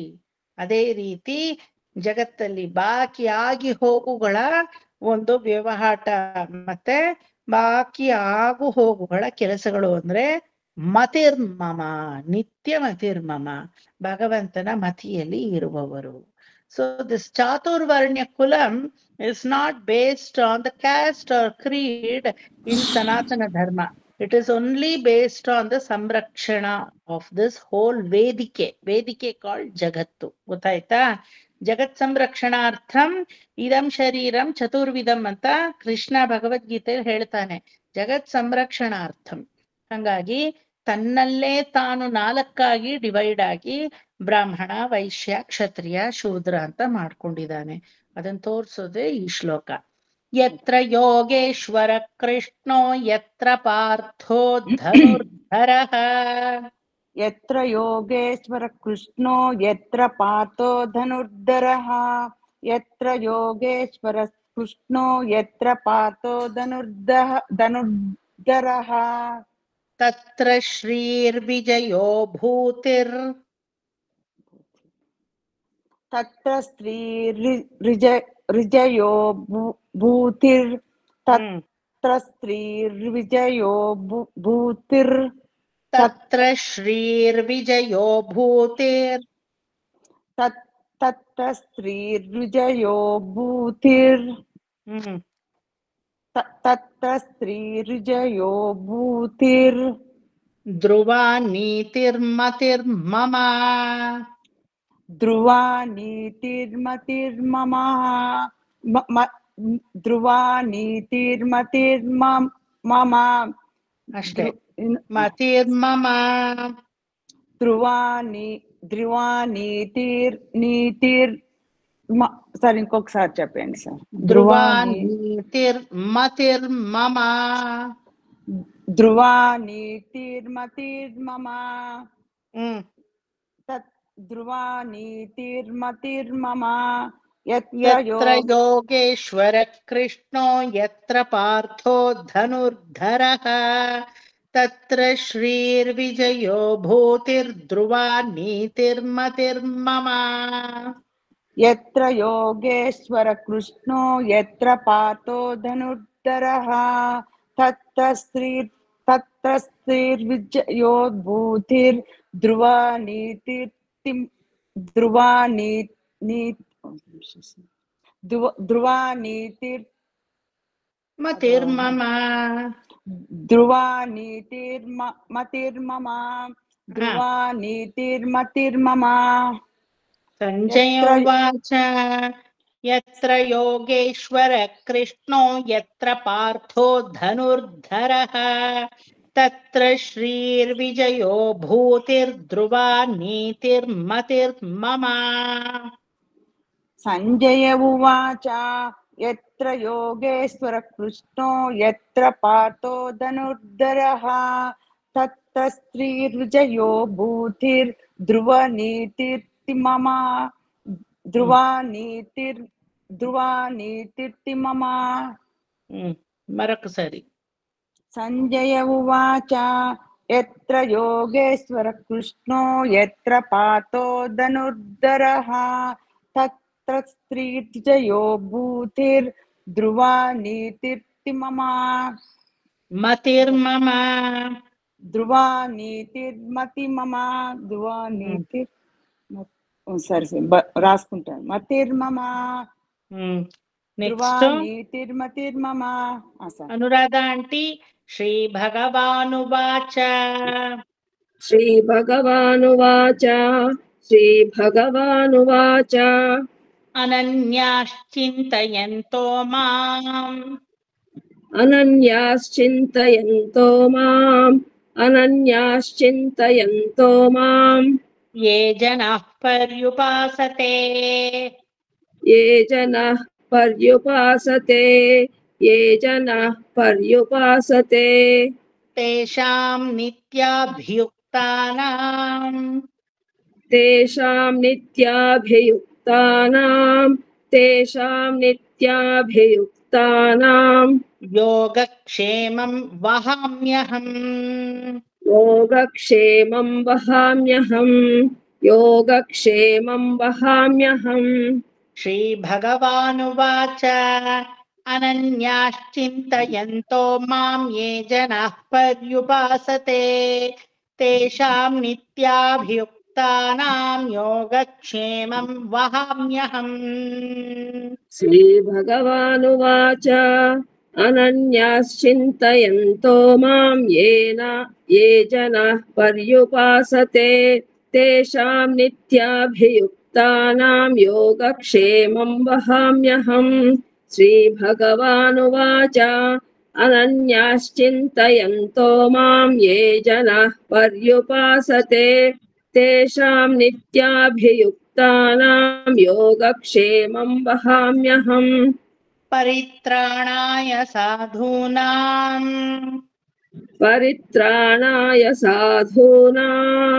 परित्राणाय साधूनां వినాశాయ చ దుష్కృతాం विनाशाय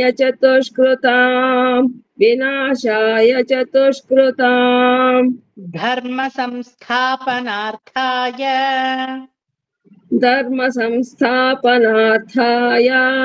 धर्म संस्थापनार्थाय సంభవామి యుగే యుగే संभवामि युगे युगे పరిత్రాణాయ సాధూనాం వినాశాయ చ దుష్కృతాం ధర్మ సంస్థాపనార్థాయ సంభవామి యుగే యుగే परित्राणाय साधूनां विनाशाय च दुष्कृताम् धर्म संस्थापनार्थाय संभवामि युगे युगे परित्राणाय साधूनां विनाशाय च दुष्कृताम् धर्म संस्थापनार्थाय संभवामि युगे युगे ప్రభా ఆంటీ आर्ता विषण्णा शिथिलाश्च भीता आर्ता विषण्णा शिथिलाश्च भीता आर्ता विषण्णा शिथिलाश्च भीता घोरेषु च व्याधिषु वर्तमानाः घोरेषु च व्याधिषु वर्तमानाः घोरेषु च व्याधिषु वर्तमाना ಕೊನೆಯಲ್ಲಿ ಮಾತ್ರ ವಿಸರ್ಗ ಇದೆ. ಭೀತಾಹ ಅಲ್ಲಿ ವಿಸರ್ಗ ಇಲ್ಲ. ವರ್ತಮಾನಾಹ ಅನ್ನೋದ್ರಲ್ಲಿ ಮಾತ್ರ ವಿಸರ್ಗ ಇದೆ. ಪೂರ್ತಿ ಲೈನ್ ಹೇಳಿ ಈಗ. आर्ता विषण्णा शिथिलाश्च भीता घोरेषु च व्याधिषु वर्तमानाः आर्ता शिथिलाश्च भीता घोरेषु च व्याधिषु वर्तमानाः ಸಂಕೀರ್ತ್ಯ ನಾರಾಯಣ ಶಬ್ದ ಮಾತ್ರಂ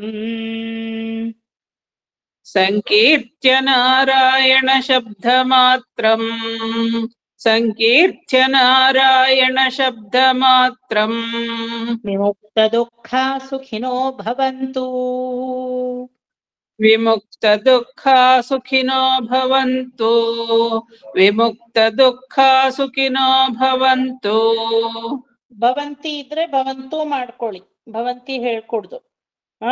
ಆರ್ತಾ ವಿಷಣ್ಣಾ ಶಿಥಿಲಾಶ್ಚ ಭೀತಾ ಘೋರೇಷು ಚ ವ್ಯಾಧಿಷು ವರ್ತಮಾನಾಃ ಸಂಕೀರ್ತ್ಯ ನಾರಾಯಣ ಶಬ್ದ ಮಾತ್ರಂ ವಿಮುಕ್ತ ದುಃಖ ಸುಖಿನೋ ಭವಂತು.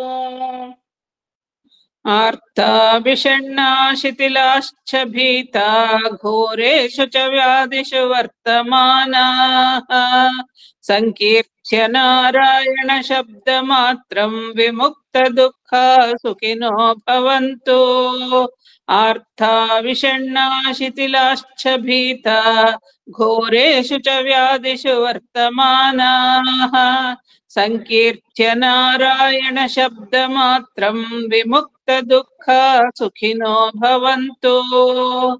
ಕಾಯಿನ ಮಾಚ ಹೇಳ್ಕೊಡಲ್ಲ, ಯಾಕಂದ್ರೆ ಮುಗ್ದೋಗುತ್ತೆ. ಕಾಯಿನ ಮಾಚ ನನ್ ಜೊತೆನೆ ಎಲ್ರು ಸೇರಿಸಿ ಹೇಳಿ. ಈಗ ಎವ್ರಿಬಡಿ ಮ್ಯೂಟ್ ಡೌನ್. ಇತೀದಂ ಕೀರ್ತನೀಯಸ್ಯ you will be doing the ಪಾರಾಯಣಂ with me. Sit straight everybody. ಪೂರ್ತಿ ನಿಮ್ಮ ಎನರ್ಜಿ ಹಾಕ್ಬಿಟ್ಟು ಯು ಮಸ್ಟ್ ಟೆಲ್ ಇತೀದಂ ಕೀರ್ತನೀಯಸ್ಯ ಫಲಶ್ರುತಿ ಟಿಲ್ ಕಾಯೇನ ವಾಚ. Okay, sit straight. Chandrika, Sukanya ಮಾಮಿ, Shyamala aunty, hope you all are there. Smita, ಎಲ್ರು ಇದ್ದೀರಾ ಅನ್ಕೊಂಡಿದ್ದೀನಿ ನಾನು. ನಿರ್ಮಲಾ ಆಂಟಿ, శాంతి గారు, ఓకే. రాధా మామి కదా, శాంతి అని మీ పేరు అదేమో రాధా శాంతి శాంతి రాధా ఇది ఉన్నారా? ఓకే, ఎవ్రీబడి ನಾವು ಇದ್ದೀವಿ ಸರ್. ಸುಕನ್ಯಾ ನಾವು ಇದ್ದೀವಿ sir. Yes sir. Okay okay. So ನಾನು ಇದ್ದೀನಿ ಸರ್. ಓಕೆ, ನಾನು ಇದ್ದೀನಿ. ಪ್ರೆಸೆಂಟ್ ಸರ್, ಪ್ರೆಸೆಂಟ್ ಮಿಸ್ ಅಂತ ನಾವು ಸ್ಕೂಲಲ್ಲೆಲ್ಲ ಹೇಳ್ತಾ ಇದ್ವಲ್ಲ, ಆ ತರ. I have to take an attendance. Bhagavata ಎಲ್ಲದಕ್ಕೂ ಅಟೆಂಡೆನ್ಸ್ ತಗೋಬೇಕು. ప్రభా ఆంటీ, నీవు నిత్యానుసంధానాలు ఇల్వా? మీరున్నారు అనుకున్నాను నేను. లేదు సార్, ఇంత దినము మీరున్నారు అనుకుండే ఉన్నాను నేను. అదేమో తెలియదు. ఇంచేపులు అందరూ వస్తారు సార్. వాళ్ళ గలాట మన గలాట అంతా మిక్స్ అయితా ఉంది సార్. దానికే వాళ్ళు టీవీ అంతా వేసుకుంటే ఇది కష్టమైతా ఉంది. దానికి ఇంచేపులో నాకు మధ్యాహ్నం అంటే ఓకే అయితా ఉండే సార్. ఇంచేపులో కష్టమైతుంది sir night. That's okay, no problem. మీరు గలాట లేకుండానే వాళ్ళ గలాటనే చేసుకొని ఉండండి, పర్వాలేదు. ఈ 2 గలాట చాలు ఇప్పుడు. Okay, don't worry. Anyway, I'll be teaching Mukundamala to you all in this group, not in that group. Smita, నేను చెప్పిండాను కదా మీకి పంపించేకి. Okay, I thought of taking Mukundamala to that group, Nityanusandhanam group. But already I'm going to take Mukundamala for the previous Nityanusandhanam group. So I thought, okay, once I'm teaching Mukundamala to one Nityanusandhanam group, the other Nityanusandhanam group I'm not going to teach. That is my policy. ఇప్పుడు నాకు ఉండేది Vishnu Sahasranamam group. Rest all Bhagavata group కి ఇంకా నేను start చేయలేదు Mukundamala. But previous Vishnu Sahasranamam group కి ముకుందమాలం చేసిండాను. అలా ఆల్టర్నేట్ గా పోతా ఉంటాను నేను. So you will start with Mukundamala from January onwards. Okay, డిసెంబర్లో practice and whatever meaning I'm supposed to say for Vishnu Sahasranamam అదంతా will finish in the December classes. Mukundamala will start from January. Okay, ఇప్పుడు అంత ఫలశ్రుతి కరెక్ట్గా చెప్పడంట. రేపు ಪೂರ್ಣಂగా ವಿಷ್ಣು ಸಹಸ್ರನಾಮಂ ಒಂದು ರಂತ್ರು ಇರುತ್ತೆ. Please practice well and come. రేపు ఒక్కసారి పొద్దున్నే లేచి మీరు ఒక్కసారి చెప్పకుండా వచ్చిడుస్తుంది. నా జతలోనే మీరు చెప్పండి. ఓకే, నా తెలుగు లాగా నీ విష్ణు సహస్రనామం ఉండకూడదు. విష్ణు సహస్రగానే ఉండాಲ. ನಾ ತೆಲುಗು ಎಲ್ಲ ಇಬ್ಬಂದಿಗ ಕನ್ನಡನೂ ಇಲ್ಲ ಈ ಕಡೆ ತೆಲುಗುನೂ ಅಲ್ಲ. ಆಕ್ಚುಲಿ ಏನ್ ಗೊತ್ತಾ, ನಮ್ಮ ಮನೆಯಲ್ಲಿ ನಿಮ್ ಜೊತೆ ಈ ಹರ್ಕ್ಲು ಮುರ್ಕ್ಲು ಎಲ್ಲ ತೆಲುಗು మాట్లాడి మా అమ్మ జట్లోనూ ఇలాగే అరగొరగా తెలుగు వస్తూ ఉంటుంది. ఏం చెప్తా ఉండవు, ఏమేమో వర్డేస్తావే అమ్మ అడుగుతుంది. అయ్యో అది ఎంత అలవాటు అయిపోయిందంటే అప్పుడప్పుడు తెలుగు వర్డ్స్ వస్తూ ఉంటుంది నాకు నా భాషలోనూ. బట్ తెలుగు కూడా ఇంకా కరెక్ట్ గా నేర్చుకోలేదు. అలా ఉండిపోవద్దండ. కరెక్ట్ గా విష్ణు సహస్రనామం నేర్చుకోండ. ಹಾಕೊಂಡು ಅರಿಬೇಕು. Smita, you are not a strict teacher, not fit to be teacher. You must become very strict. Teacher is taking too many leaves, sir. లేదు పాపం, ఎప్పుడు అది ఎవరిదో పెళ్లి అయిందా? నా పెళ్లి అయినట్టు సంతోషంగా ఉంది. స్టూడెంట్లే ఉండలేదు, వాళ్ళేం చేయాల పాపమా? కరెక్ట్, స్టూడెంట్లు కరెక్ట్ గా వస్తే కదా టీచర్లు సరిగా చెప్పించేక అయ్యేది. స్టూడెంట్లు ఉంటే టీచర్ కి ఇంట్రెస్ట్ ఉంటుంది. ఒకరో ఇద్దరు వస్తారు, అట్లయితే నేను ఎప్పుడు ప్రెసెంట్ ప్రభా. Always present. అను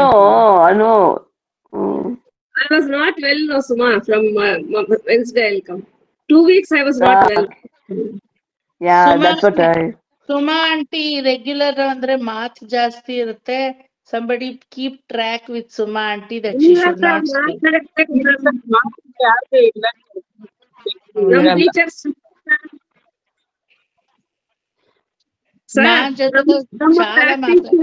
ನಮ್ಮ ప్రాక్టీస్ టీచర్ ತುಂಬಾ strict sir. Very good, very good. మరి సుమా ఆంటీ నా జతలో చాలా మాట అంటే ఎందరూ చెప్పే సుమా ఆంటీ మాట్లాడలేదు అని.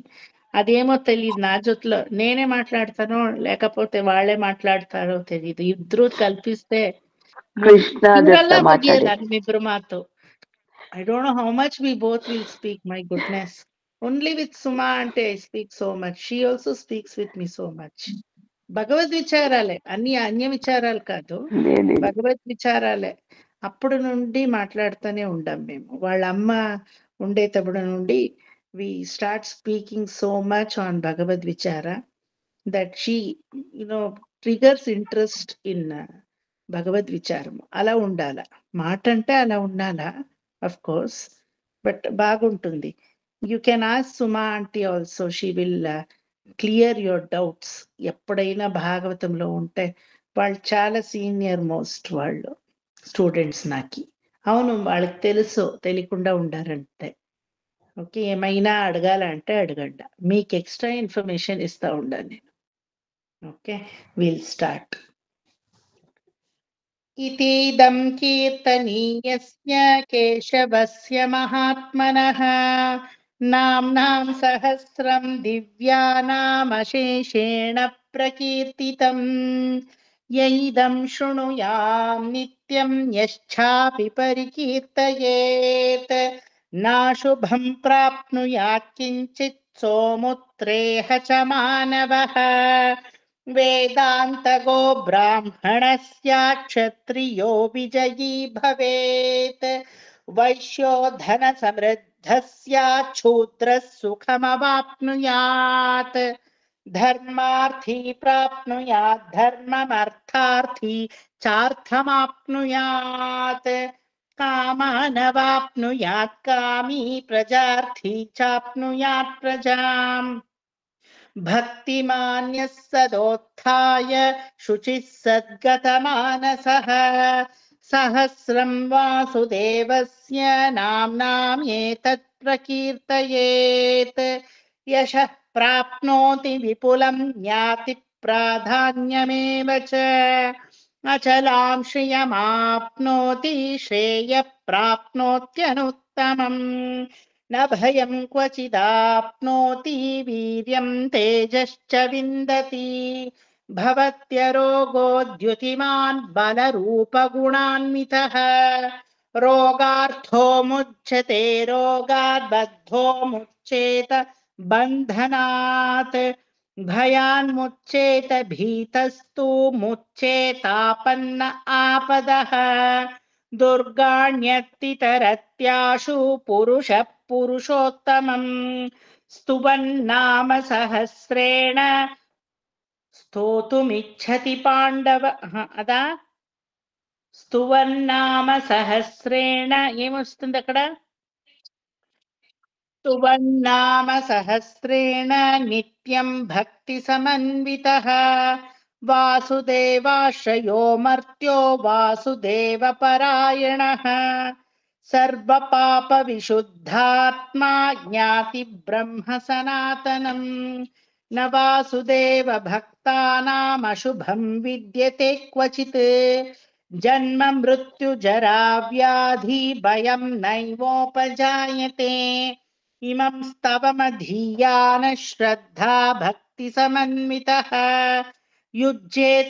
యుజ్యేతాత్మసుఖక్షాంతి శ్రీధృతి స్మృతి కీర్తిభిః న క్రోధో న చ మాత్సర్యం న లోభో నాశుభామతిః భవంతి కృత పుణ్యానాం భక్తానాం పురుషోత్తమే ధ్యౌస చంద్రార్క నక్షత్రాఖందిశో భూర్మహోదధిః వాసుదేవస్య వీర్యేణ విధృతాని మహాత్మనః ససురాసుర గంధర్వం సయక్షోరగరాక్షసం జగద్వశే వర్తతేదం కృష్ణస్య సచరాచరం ఇంద్రియాణి మనోబుద్ధిః సత్వం తేజో బలం ధృతిః వాసుదేవాత్మకాన్యాహుః క్షేత్రం క్షేత్రజ్ఞ ఏవ చ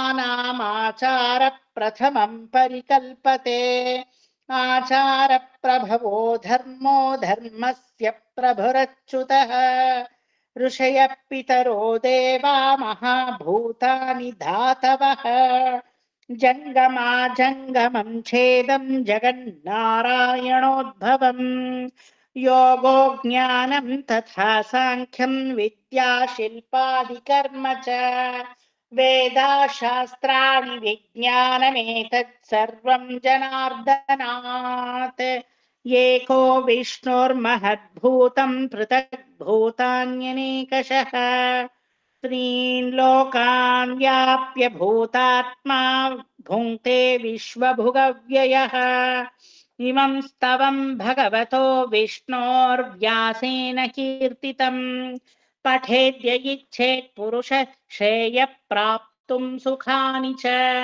విశ్వేశ్వరమజం దేవం జగత ప్రభుమవ్యయం భజంతి ఏ పుష్కరాక్షం నతే యాంతి పరాభవం నతే యాంతి పరాభవ ఓం నమ ఇతి అర్జున ఉవాచ పద్మపత్ర విశాలాక్ష పద్మనాభసురోత్తమ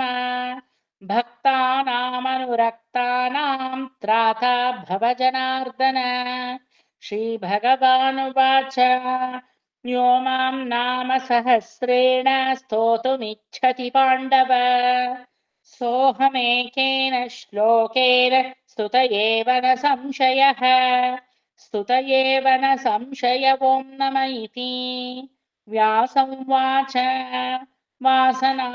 వాసనాద్వాసుదేవస్య వాసితం భువనత్రయం సర్వభూతనివాసోऽసి వాసుదేవ నమోऽస్తుతే శ్రీవాసుదేవ నమోऽస్తు ఓం నమ ఇతి పార్వత్యువాచ కేనోపాయేన లఘునా విష్ణోర్నామ సహస్రకం पठ्यते पण्डितैर्नित्यं श्रोतुमिच्छाम्यहं प्रभो। ईश्वर उवाच श्रीराम राम रामेति रमे रामे मनोरमे सहस्रनाम तत्तुल्यं राम नाम वरानने। श्रीराम राम रामेति रमे रामे मनोरमे सहस्रनाम तत्तुल्यं राम नाम वरानने। श्रीराम राम रामेति रमे रामे मनोरमे सहस्रनाम तत्तुल्यं राम नाम वरानने। श्रीराम नाम वरानन ॐ नमः इति ब्रह्मोवाच नमोऽस्त्वनन्ताय सहस्रमूर्तये सहस्रपाद शिशिरोरुबाहवे सहस्रनाम्ने पुरुषाय शाश्वते सहस्रकोटियुगधारिणे नमो ॐ नमः इति सहस्रकोटियुगधारिणे नमो ॐ नमः इति। सञ्जय उवाच यत्र योगेश्वर कृष्णो यत्र पार्थो धनुर्धरः तत्र श्रीर्विजयो भूतिर्ध्रुवा नीतिर्मतिर्मम। यत्र योगेश्वर कृष्णो यत्र पार्थो धनुर्धरः तत्र श्रीर्विजयो भूतिर्ध्रुवा नीतिर्मतिर्मम। श्रीभगवानुवाच अनन्याश्चिन्तयन्तो मां ये जना पर्युपासते तेषां नित्याभियुक्तानां योगक्षेमं वहाम्यहम्। परित्राणाय साधूनां विनाशाय च दुष्कृतां धर्म संस्थापनार्थाय सम्भवामि युगे युगे। आर्ता शिथिलाश्च भीता घोरेषु च व्याधिषु वर्तमानाः वर्तमानाः संकीर्त्य नारायण शब्दमात्रं विमुक्तदुःखा सुखिनो भवन्तु. ಅಲ್ಲಿಗೆ ನಿಲ್ಲಿಸ್ಕೊಳ್ಳಿ, ಕಾಯೇನ ಕೊನೆಯಲ್ಲಿ ಹೇಳೋಣ. ಈಗ Smita, will you tell the entire ಇತೀದಂ ಕೀರ್ತನಿ till here once more? Yes, ಎಲ್ಲರೂ ಮ್ಯೂಟ್ ಮಾಡ್ಕೊಳ್ಳಿ. Smita, you will tell and everybody follow you. Yeah, start.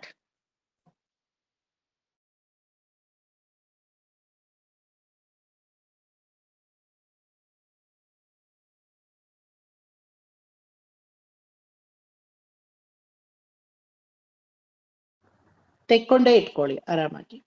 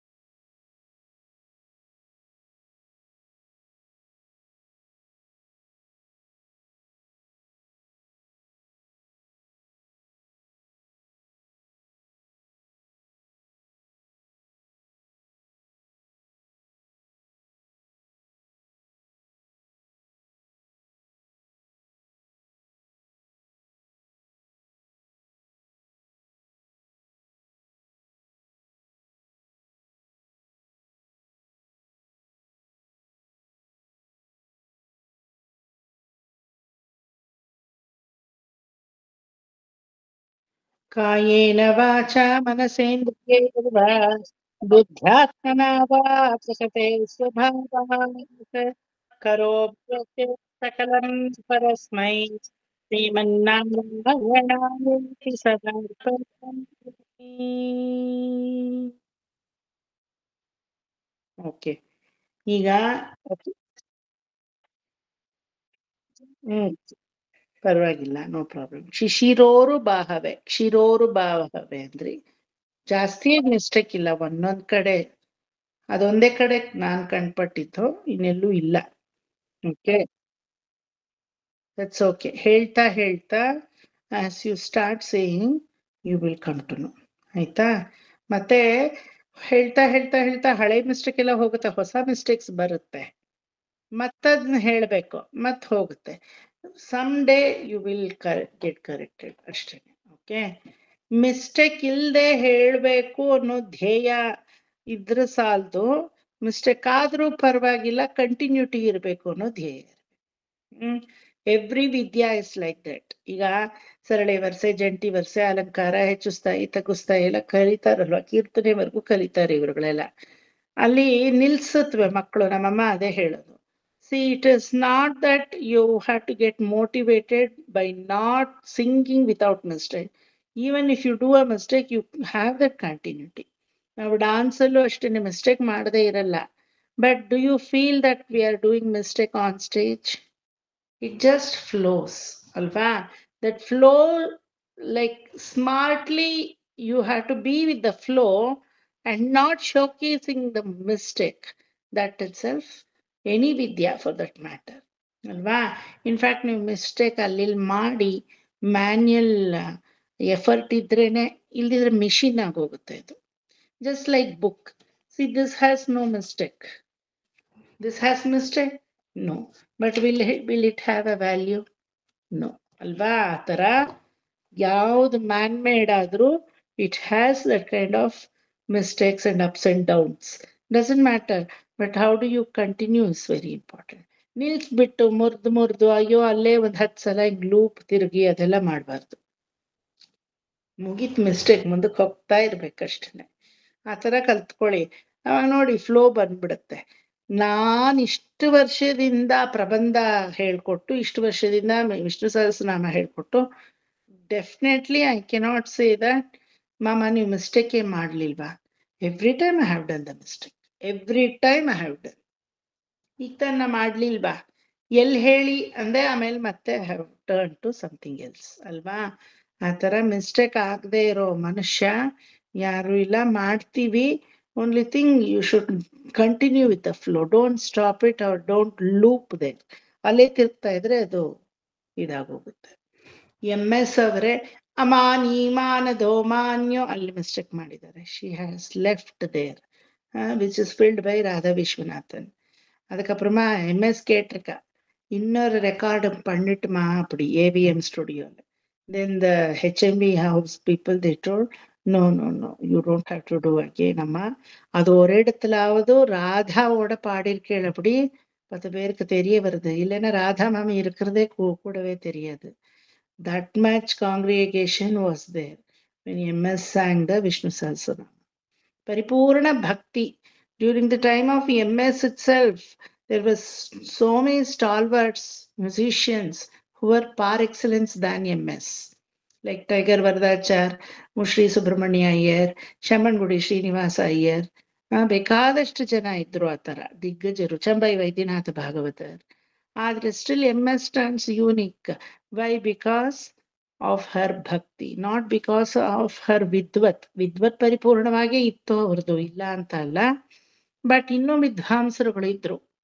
ಆದ್ರೂ why she stands unique than DK Pattammal, ML Vasanthakumari, T Brinda, T Mukta, because of devotion. So ನಿಮ್ಮಲ್ಲೆಲ್ಲ devotion ಇದೆ. You name Kavitha aunty or you name Radha aunty or Jayalakshmi amma, ನಿಮ್ಗೆಲ್ಲ ಸರಿಯಾಗಿ ಸ್ವಲ್ಪ ಹೇಳಕ್ ಬರ್ದೇ ಇರ್ಬೋದು, still you sync with the devotion. ಭಕ್ತಿ ಅನ್ನೋದು ನಿಜವಾಗ್ಲೂ ನಿಮ್ಮಲ್ಲೆಲ್ಲ ಇದೆ. ಇಲ್ದಿದ್ರೆ ಭಗವಂತ ಬರ್ಸಲ್ಲ ನಿಮ್ ಬಾಯಲ್ಲಿ. ಆ ಭಕ್ತಿ ಇರೋದ್ರಿಂದಾನೇ ನೀವೆಲ್ಲ ಬಂದು ಕಲ್ತು ಮಾಡ್ತಾ ಇರೋದು. ಮಿಸ್ಟೇಕ್ ಆದ್ರೆ ಆಗ್ಲಿ, ತಲೆ ಕೆಡಿಸ್ಕೋಬೇಡಿ. ನೋಡಿ ನಮ್ ಕಸ್ತೂರಿ ಮಾಮಿ ಹೆಂಗಿದ್ದಾರೆ, ಯಾವ್ದಕ್ಕಾದ್ರೂ ತಲೆ ಕೆಡಿಸ್ಕೋತಾರ, నవ్వుతారు, ముందుకు వెళ్తా ఉంటారు. అనురాధ ఆంటీ జగడమైనాయి ముందుకు వెళ్తారు, జగడము అయ్యలేదు కస్తూరి మామి కదా, నవ్వుతారు, ముందుకు వెళ్తారు. అలా ఎల్ರೂ ಚೆನ್ನಾಗಿ ಕಲಿತಾ ಇದ್ದೀರಾ. Wish you all the best. I am so happy to teach you all. For me all the students are equal. Even Sukanya mami once in blue moon ಕಾಣಿಸ್ಕೊಂಡ್ರು, even she is equal to me. Okay, so ಹಾಗಾಗಿ ಎಲ್ರೂ ಚೆನ್ನಾಗಿ ಕಲೀರಿ, practice ಮಾಡಿ. Let us do the ಪಾರಾಯಣ. ವಿಷ್ಣು ಸಹಸ್ರನಾಮ ಹೋಮ ನಮ್ಮ ಮನೇಲಿ ಮಾಡೋಣ, ಚೆನ್ನಾಗಿ ಪ್ರಾಕ್ಟೀಸ್ ಮಾಡಿ. Tomorrow you all will be singing the entire Vishnu Sahasranama with me. ನಾಳೆ ನನ್ ಬೇಳೆಕಾಯಿ ಗೊತ್ತಾಗುತ್ತೆ ನಿಮಗೆ, ಸಾರ್ ಏನ್ ಬೇಯಿಸ್ತಾರೆ ಅಂತ. ಖಂಡಿತ ಆಗುತ್ತೆ mistake, definitely I do the mistake. Okay, ಮಿಸ್ಟೇಕನ್ನ ಕ್ಯಾರಿ ಓವರ್ ಮಾಡ್ಕೊಂಡು ಹಂಗಂಗೆ ಹೋಗ್ಬೇಕಷ್ಟೇ. ದಟ್ ಇಸ್ ಅವರ್ ಸ್ಮಾರ್ಟ್ನೆಸ್, ಬೇರೆ ಇನ್ನೇನು ಅಲ್ಲ. ಚೆನ್ನಾಗಿ ಕಲೀರಿ ಎಲ್ರು. All the best. ಓಕೆ, ನಾಳೆ ಸಿಗೋಣ ಹಾಗಾದ್ರೆ. ಕಾಯಿನ ವಾಚ ಹೇಳಿದ್ವಿ ಅಲ್ವಾ? Okay, thank you sir. Ya thank you. Bye. Thank you sir. Bye. ನಮಸ್ಕಾರ. Thank you. It's mutual pleasure. ಒಳ್ಳೆ Very, ಗುರು very ಅನ್ನಿಸ್ಕೋಬೇಕಾದ್ರೆ ಒಳ್ಳೆ ಸ್ಟೂಡೆಂಟ್ ಇರ್ಬೇಕು, ಒಳ್ಳೆ ಸ್ಟೂಡೆಂಟ್ ಅನ್ನಿಸ್ಕೋಬೇಕಾದ್ರೆ ಒಳ್ಳೆ ಗುರುನು ಇರ್ಬೇಕು. ಅದು reciprocation Smitha. It is always like that. ಅದಕ್ಕೆ ವೇದ ಪ್ರೋಕ್ತವಾದ ವಿದ್ಯೆಗಳು ಎಲ್ಲ ಭಗವಂತನಿಂದ ನಿರ್ಧಾರ ಆಗೋದು. Who are we to decide ಅಲ್ವಾ? He should decide, only then we can execute. See you all tomorrow. Bye. Okay. Thursday class, next Tuesday class, I'm going to my native place. Next Tuesday ఉండదు aunty, నేను చెప్తాను, రేపు చెప్తాను. రాండా మీరు, నేను చెప్తాను. Okay. Okay, మీరు రేపు రండి. రేపు వస్తాను. ఓకే.